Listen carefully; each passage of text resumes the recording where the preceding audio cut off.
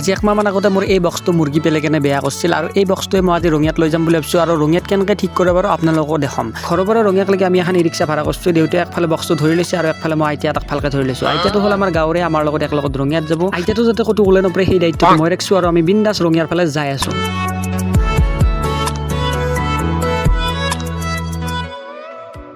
আজি মই ৰঙিয়াৰ যিখন দোকানত আছোঁ সেই দোকানখন হয়তো বহুতৰে চিনাকি হ'ব পাৰে। হয়, মই আছোঁ বৰ্তমান যতন ৰেডিঅ' মাৰ্ট আৰু এই দোকানখন আছে ৰঙিয়া মুৰাৰা চকৰ পৰা অলপমান আগত, মানে বৰলীয়া নদীটো নাপাওঁতে লেফ্ট চাইডে। আৰু মই বেছি দেৰি নকৰি ভিতৰ ভাগটোত অলপমান কেমেৰাটো ঘূৰাই দিলোঁ আৰু ইয়াতে বহুতো ভাল বেয়া ইলেক্ট্ৰনিক বস্তু থোৱা আছে আৰু এইজনে হ'ল আমাৰ যতন খুৰাই মোৰ হোম থিয়েটাৰটোত পুৰা অপাৰেশ্যন চলাই দিছে আৰু প্ৰব্লেমটো ক'ত হৈছে হোম থিয়েটাৰটোৰ সেইটো বস্তু মই কৈ আছোঁ। এই যিটো বস্তু হাতত লৈ থকা দেখা পাইছে এইটো কয় আইচি আৰু মোৰ হোম থিয়েটাৰটোৰ বেছ আইচিটো গৈছিল, মানে গানটো ঠিকেই বাজে কিন্তু যিটো বেছ আহিব লাগে সেই বেছটো নাহে। ফৰ এক্সাম্পল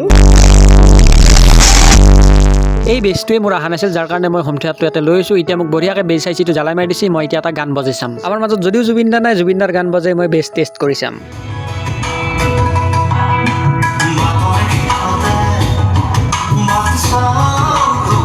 আৰু এনেকৈ মোৰ হোম থিয়েটাৰটোৰ গোটেইখিনি কাম হৈ গ'ল। এতিয়া বঢ়িয়াকৈ ফিটিং কৰি আছে। ফিটিং কৰা হোৱাৰ পিছতে মই ঘৰত লৈ যাম। মই এটা ইম্পৰ্টেণ্ট কথা ক'ব পাৰি কিছু, আমি যিখন ই ৰিক্সাত ৰঙিয়াকলৈকে আহিলোঁ এই ই ৰিক্সাখন আমাৰ খুৰাৰ হয়। এতিয়া আৰু বেছি একো কৈ নাথাকোঁ, হোম থিয়েটাৰটো ভাল হ'ল, মনটো ভাল লাগিল। সদায় মাতি থকা বস্তু এটা যেতিয়া হঠাৎ নামতা আহি যায় তেতিয়া অলপমানতো বেয়া লাগবই। আজিৰ ভিডিঅ'টো এইখিনিয়ে আছিল। যদি ভিডিঅ'টো চাই ভাল লাগিল তেনেহ'লে লাইক এটা কৰি দিব আৰু।